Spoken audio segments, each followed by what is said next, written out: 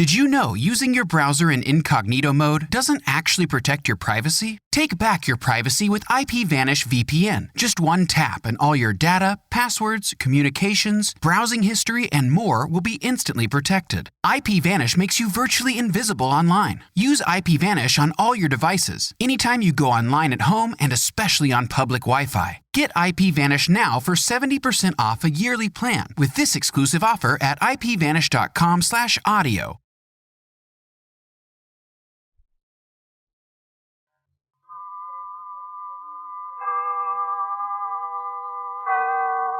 Autolite and its 98,000 dealers bring you Mr. John Hodiak in tonight's presentation of Suspense.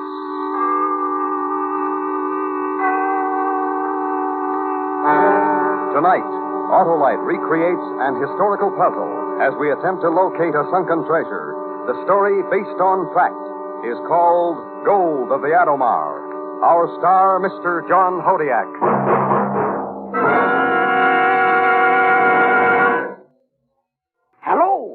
Why, Sheriff, you look like a dude on Saturday night. Well, I'm going for a ride in my new car. There she is over there. Well, an Autolite-equipped car, I see, with a complete Autolite electrical system, including the coil, distributor, voltage regulator, starting motor, generator, spark plugs, and battery. You mean Autolite makes whole electrical systems, Harlow? They sure do, Sheriff, and every unit and every component part of the Autolite electrical system is related by Autolite engineering design and manufacturing skill to give you the smoothest performance money can buy.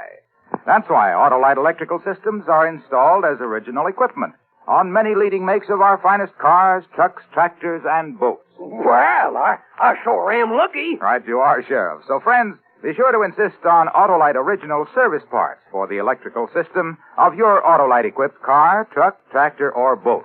You'll find it pays because, from bumper to tail light, you're always right with Autolite. And now, Autolite presents Mr. John Hodiak in Gold of the Adomar, a story based on fact, hoping once again to keep you in suspense.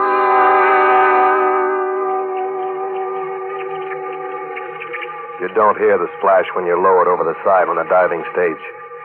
Draped in 200 pounds of lead, copper, and rubberized canvas, the main concern at the moment is the precarious balance between the inlet and exhaust air valves. Then you step off the diving stage, hang by your lifelines, and begin the long, slow drop to the frigid blackness of the bottom of the sea. As many times as I've done this, I've never felt free from the paralyzing fear of the deep. The ocean seems to take on a malignant personality. But this time the stakes are high. I'm dropping down to a barnacled hulk that has in its strong room $3 million in gold.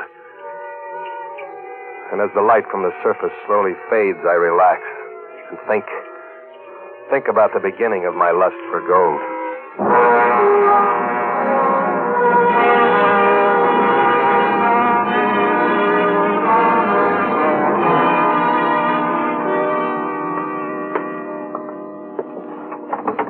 Place won't be the same without you, Nick. Thanks.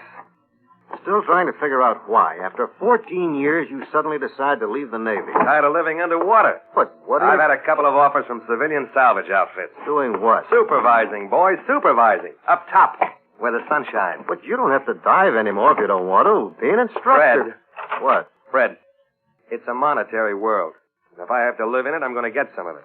So? So this. If I can get a civilian berth, it'll give me 3 times as much in the next 5 years as I can get here, then I'm going to do it. You'll be eligible for pension in 6 years. Couldn't care less.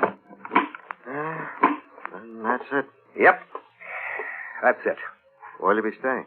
New York for now. Write me as soon as you have an address. I will. Don't get too much of a suntan. Right now, I'd gladly take a blistering burn.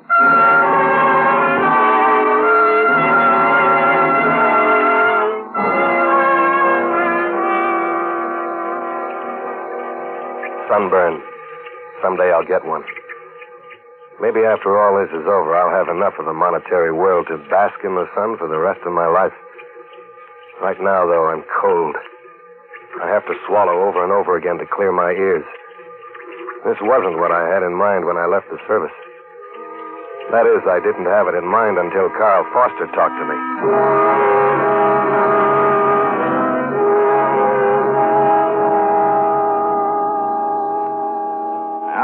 went to the Navy Yard hoping to talk you into getting a leave of absence. But now that you've left the service... How'd you find me here in New York? I spoke to Fred James, your ex-roommate. Oh? Why me? The country's full of competent divers. Perhaps. But I want one who's more than just competent. What's the job? Then you'll take it? Depends. On what? Equipment. Most of all, money. I've got the equipment. And the money? How about 1/5 of $3 million? Let me tell you something, Mr. Foster. Carl. When I made my first dive into deep water, I had dreams about getting the loot from every sunken Spanish galleon that ever sailed the high seas. But I'm grown up now.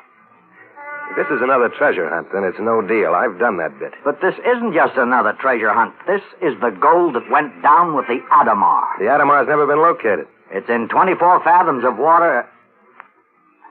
Yeah, go on. I trust you, Nick, but I can't afford to take chances. Forget about the vacation for a minute. Forgotten. What kind of shape she in? I don't know for sure. All I can tell from topside is that she seems to be resting in a gully. Not good. Any chance you might be wrong? Oh, possibly. My instruments only gave me the general condition of the wreck. Well, then you haven't been down. No, and I can't anymore. Why not? Heart. Oh. Last case of the Ben's ruined. Sorry. But if you haven't been down, how can you be sure it's the Adomar? I'll tell you.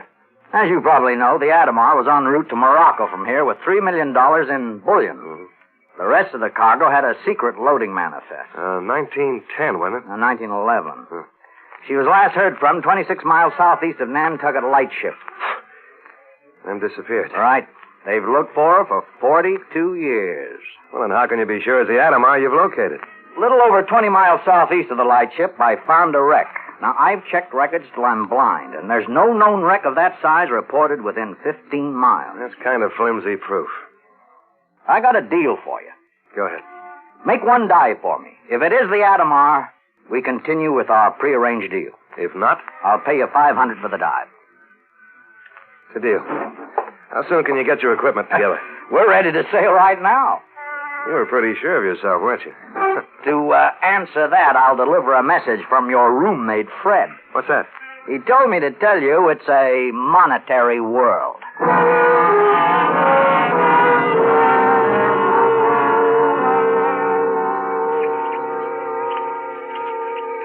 My world is now apart from the world of normal men.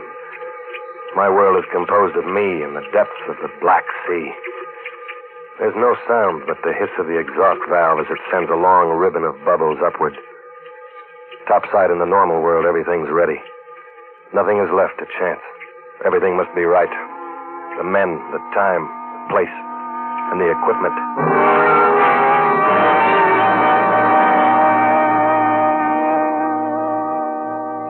Name it, and you've got it. This ship's rigged to tackle anything. Hey, you weren't kidding when you said you were ready to go. No, I wasn't. Shall we? Anchor's away. Mr. Gordon. Aye, sir. Hoist anchor. We're on our way. Aye, sir. Let's go to my cabin.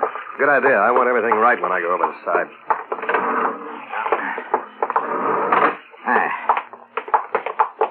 In here. Thanks. Your gear stowed away? All secured. Fine. Now, here's the layout of the Adomar. Where's the strong room? It's right here. 3 decks down. I thought you'd feel that way. Well, it's not a problem, really. In a flexible rig at 24 fathoms, I can go right down the stairs from the superstructure to that room, then torch my way in. If the hull is upright. You think it isn't? I can't be sure. Instruments registered smooth surface fore and aft. I think she's on her side in the gully. There weren't any survivors, were there? No. On the night she sank, a CQD was picked up, but before recognition was given, it was gone. Maybe we'll find out how she went down. Maybe. But remember, we only have a week. Anyway, if she's on her side, here's what we have to do. Wait a minute. You said you only had a week. Why only a week? Well, before I located this, I'd already contracted to go to South America for 5 years to do a series of salvage jobs. I don't want to take the chance of somebody else finding the Adomar while I'm gone. Well, isn't the bullion worth more than the contract? Well, it is, if it's there. I've seen empty strong rooms before. So you want to get in, get the loot, if it's there, and get out, is that it? On the button. Ergo, blasting instead of torching. Blasting, huh? And what about the rest of the cargo? No one seems to be able to get a hold of a copy of the manifest. We may find something interesting when we get the hull opened up. Yes, we may. Well, here we go. Yep, here we go. And I didn't even get a sunburn. Huh? What was that? Nothing at all.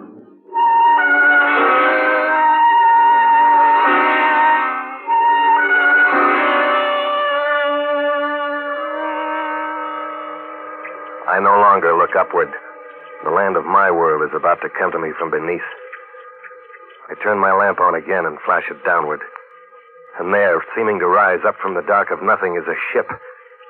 And I'm no longer alone. Here is something from my other world. Here is something which was touched by men who felt the warmth of sunlight. Here at my feet could be the wreck of the Adomar. On the bottom, bullseye. I'm on the hull. How do you feel? Fine. Now, Nick, tell me everything you see and what you're doing. Right. I think I'm pretty close to amidships. You were right. She's on her side. Now, remember, you've only got an hour. I'm going to check the boat deck for a nameplate. Okay, but be careful. Yeah. Topside. Here? You won't have to pay me for the dive. It's the Adomar? That's what it says here. Oh, start counting your money. I've spent it already. Hey, what's the layout, huh? From where I am, the beam of my lamp just barely reaches to the sides of the gully you mentioned. They're about 20 feet higher than the hull, as it lies now. What kind of bottom do you have? Can't say for sure. But it doesn't look like sand. Probably mud. Watch your footing. Okay. Going over to... What's the matter up there? Little chop sprung up. We're pitching a bit. Give me more line. On its way. I'm near a side entry port. Can't make out the number. Let me check. You're on the starboard side, you say. That should make it the one next to the purser's office. Where's the strong room from where I am? About 20 feet aft of you. I'll check.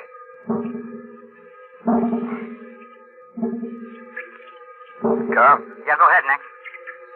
I know how the Adomar was sunk. What's that? There's a hole amidships big enough to drive a truck through. Well, can you make out any details? The plates are bent inward. Looks like a mine or a torpedo. Nothing we can do about that now. Are you near the strong room yet? Heading for it right now. Got to get around this hole. You want us to lift you over? No. I'll find foothold on the rivets. The portholes. Topside. Carl. Yeah, what is it? Slipping. No foothold. Take up the slack. Take it up. Hey, haul away, Gordon. Haul away. Carl. Your lines are taut. Can't budge them. Slack off. Hey, Nick. The bottom's mud, all right. I'm in it over my head. Lost my lamp. Can't see a thing. Look, Nick, we're going to pull 3 times on your line. Let us know if you feel it. Go ahead. I said go ahead. We did. Did you feel it? No. We'll pull a little harder. Slack off. Slack off. My lines are fouled. Are you sure? I think they're fouled on one of the bent plates in the hull. Well, what are you going to do? I don't know. I don't think I'm ready to die.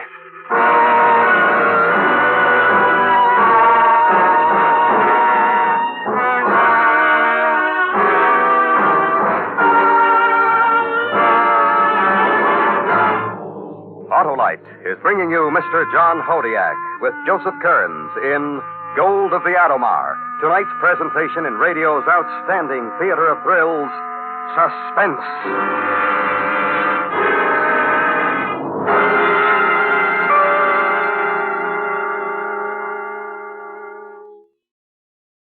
Say, Harlow, how long's Autolite been making them automotive electrical systems? Why, Sheriff, since way back in 1911, when Autolite developed the first 2-unit, 6-volt electrical system used as original equipment. All that time? Yes, Sheriff, and the Autolite electrical system has a big job to do. It goes to work when you start your car and works every second the engine does, as well as when you blow your horn, turn on your heater, radio, or lights. Well, now that Autolite electrical system's pretty good, Harlow. It's the finest money can buy, Sheriff. And because the electrical system is so important to smooth economical operation of your car, it should be treated to a periodic checkup by your car dealer or authorized Autolite service station. To quickly locate him, look in the classified section of the phone book under Automobile Electrical Service. Or call Western Union and ask for Operator 25. And remember, from bumper to tail light, you're always right with Autolite. And now, Autolite brings back to our Hollywood soundstage Mr. John Hodiak in Elliot Lewis's production of Gold of the Adomar, a true story well calculated to keep you in suspense.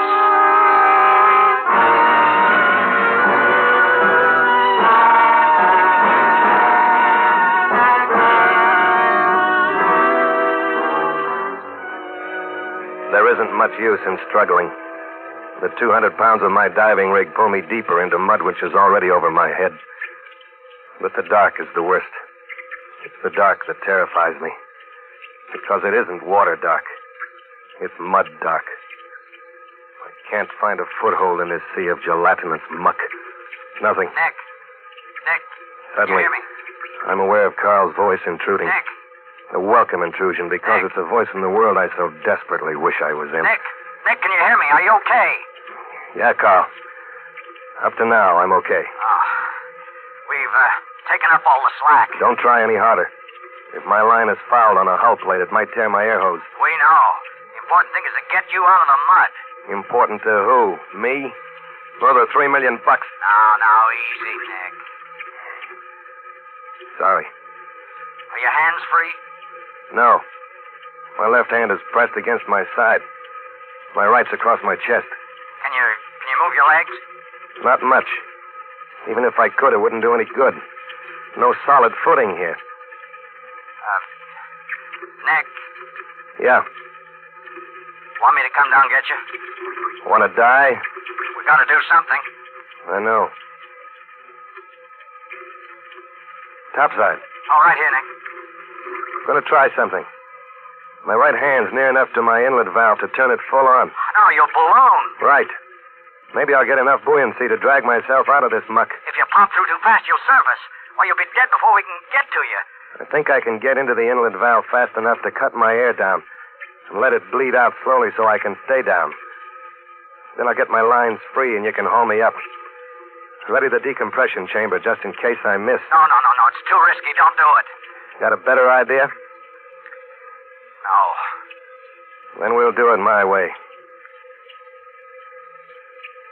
I'm no hero, but it's the only way out of the mud. Ballooning my rig could kill me. If I don't shut off my air in time, I'll shoot up to the surface. Then if I miss braining myself on the hull of the salvage ship, I'll pop through the surface and be dead of the bends before Carl gets to me. But I have to risk it. I don't want to die in the dark of the mud. Slowly, I inch my hand up to my breastplate and twist the handle of the inlet valve. As my rig inflates, I feel the pressure of the mud ease off. A little more. A little more. Suddenly, I pull free and shoot up toward the surface. I claw for the air valve and turn it off, but still I rise. Desperately, I bang my exhaust valve wide open with my chin. Too late. I'm too buoyant. Suddenly, I'm brought up short. My fouled lifeline holds firm. As the excess air bleeds through the exhaust valve, I settle back to the Adomar. To another chance at $3 million. I adjust the balance of the valves and look for the spot where my line's fouled. I find it.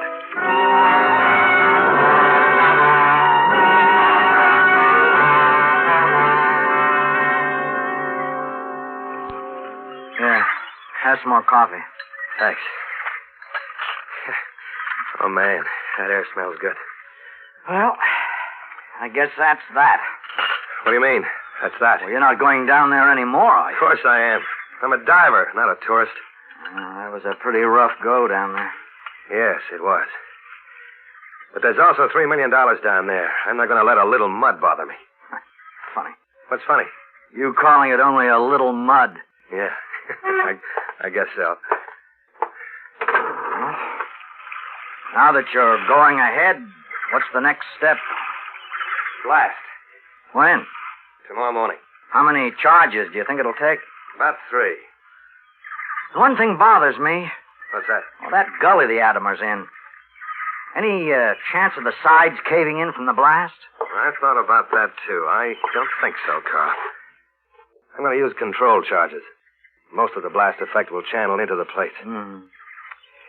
Okay. Why don't you turn in now? It's been a rough day. I think I will. What about you? In a few minutes. Okay. Good night. Night, Nick.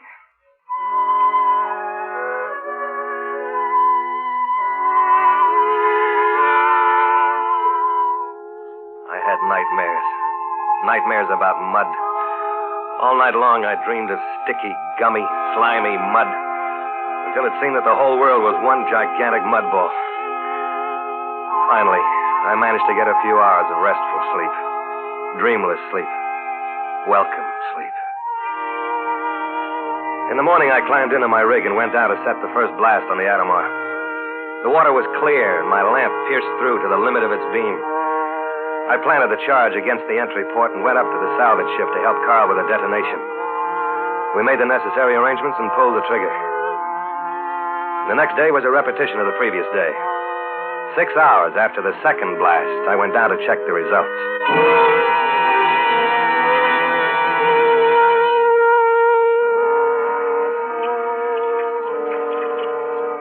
How'd we do? Knocked off a little more than I expected. The cargo hold is exposed. Looks like there was only one bulkhead between it and the strong room. I'm going to check it. Okay, but don't take any chances. Relax. That gold is as good as aboard right now. Topside. Yeah, go ahead.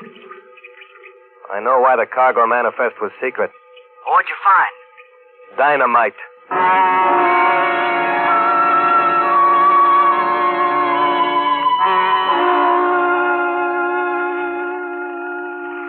But why didn't the Adomar blow up when she was hit? The hole in her hull is aft the munitions hold. Any one of a dozen things could have diverted the shock. Oh, but a main hold full of munitions and dynamite. It's no surprise to me. A cargo hold full of munitions isn't a surprise? Under ordinary conditions, yes, but under the conditions surrounding the voyage of the Adomar, no. All right, I'll bite. What were the conditions? Well, first we know that she sailed in 1911, July 2nd. Yeah, well, what's that? I'm coming to that. On July 1st, a German warship, the Panther, sailed into the harbor of Agadir port of Morocco. I think I'm beginning to get the story. This was the incident that almost caused a war between France and Germany. On the button. Well, then the reason the Adomar was on its way to Morocco was to deliver the essentials of war, money and munitions. That's the way I got it figured. Well, now the secret manifest begins to make sense. Doesn't it, though? What do we do now? That's your job. One more blast.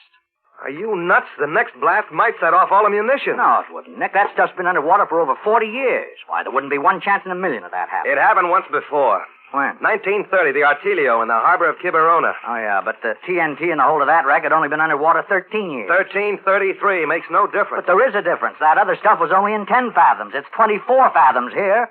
There's enough pressure down there to squash every shell, let alone seep into every crack. All right. What do you want to do? Blast. Even if it means planning 2 small charges and 2 separate trips, it'll still be faster than an underwater torch. Supposing the whole wreck blows. Well, then you lose 1/5 of $3 million. And you? I go back to South America. Well? Okay. Hate me. I'm greedy. Let's go.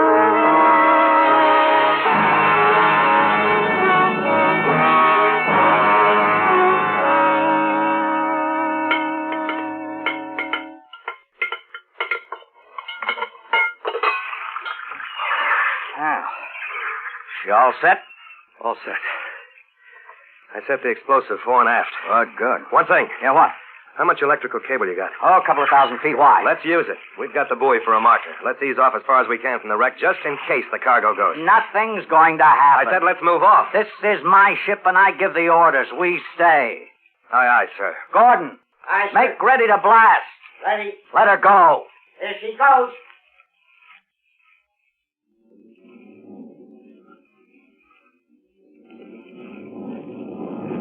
She blew up. The Adomar blew up. Hang on. Hang on!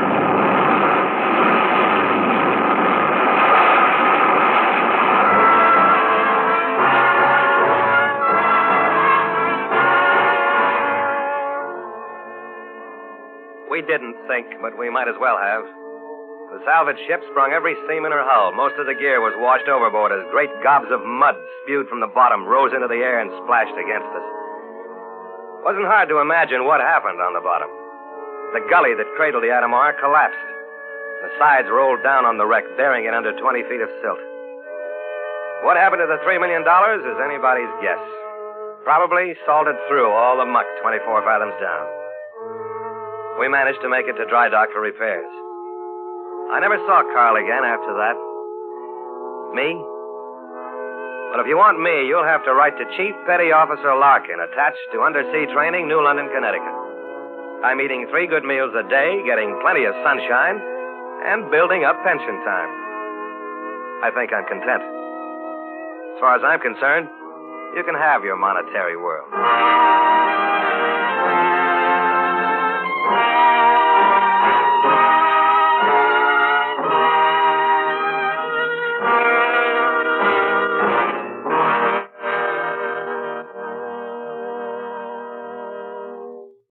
Suspense. Presented by Autolite. Tonight's star, Mr. John Hodiak. This is Harlow Wilcox speaking for Autolite, world's largest independent manufacturer of automotive electrical equipment. Autolite is proud to serve the greatest names in the industry. That's why, during the early months of this year, as we did a year ago, the Autolite family will join in saluting the leading car manufacturers who install Autolite products as original equipment. Our Autolite family is a worldwide family and includes some 30,000 men and women in Autolite plants in the United States, Canada, and many foreign countries, and the 18,000 people who have invested a portion of their savings in Autolite, as well as thousands of Autolite distributors and dealers, and the many leading manufacturers who use Autolite products as original equipment. Our Autolite family will salute the Hudson Motor Car Company on the next Autolite Suspense television program. If you live in a television area, check the day and time of Suspense on television so that you'll be sure to see this program.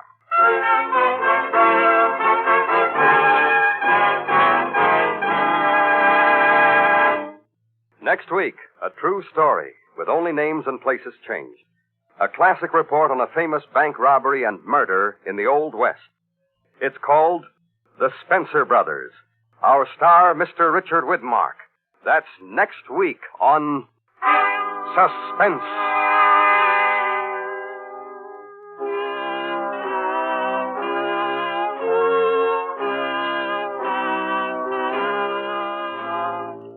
Suspense is produced and directed by Elliot Lewis, with music composed by Lucien Morawick and conducted by Lud Gluskin. Gold of the Adomar was written for Suspense by Ross Murray. In tonight's story, Joseph Kearns was heard as Carl, Clayton Post as Fred, and Charles Calvert as Gordon. John Hodiak is soon to be seen in Conquest of Cochise, a Columbia picture. And remember, next week, Mr. Richard Widmark in The Spencer Brothers.